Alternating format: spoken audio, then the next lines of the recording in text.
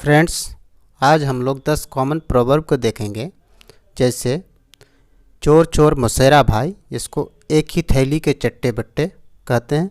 इसी तरह से आप भला तो जग भला, एक हाथ से ताली नहीं बजती, जो गरजते हैं वो बरसते नहीं, लालच बुरी बला है, ऊँट के मुंह में जीरा, 4 दिन की चांदनी फिर अंधेरी रात, भैंस के आगे बिन बजाना।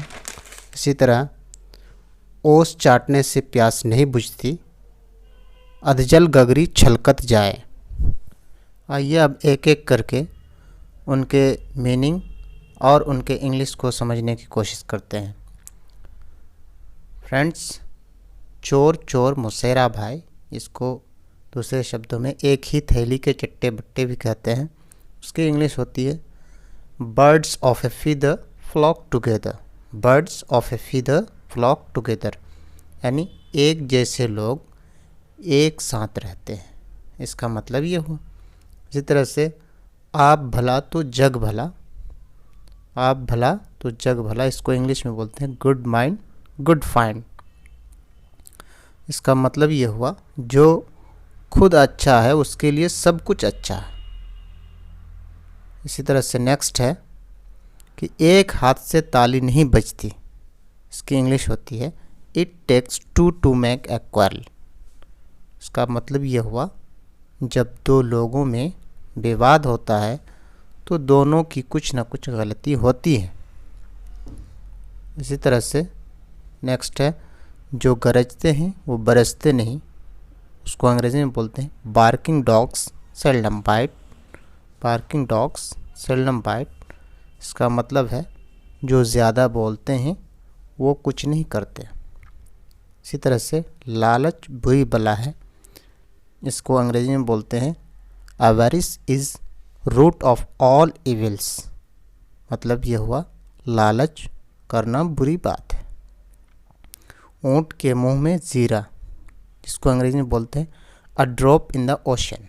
A drop in the ocean, जिसका अर्थ है जहाँ ज़्यादा ज़रूरत हो वहाँ बहुत कम होना। इसी तरह से नेक्स्ट है कि 4 दिन की चांदनी फिर अंधेरी रात। इसको अंग्रेजी में बोलते हैं अ 9 days वंडर। अ 9 days वंडर, इसका अर्थ है ये थोड़े समय के लिए सब कुछ बहुत अच्छा होना। थोड़े समय के लिए सब कुछ बहुत अच्छा। इसी तरह से भैंस के आगे बिन बजाना, या उसको दूसरे शब्दों में कहते हैं मूर्ख के आगे रोए अपने नैन खोए। इसको अंग्रेज़ी में बनाएंगे क्राइंग इन विल्डरनेस।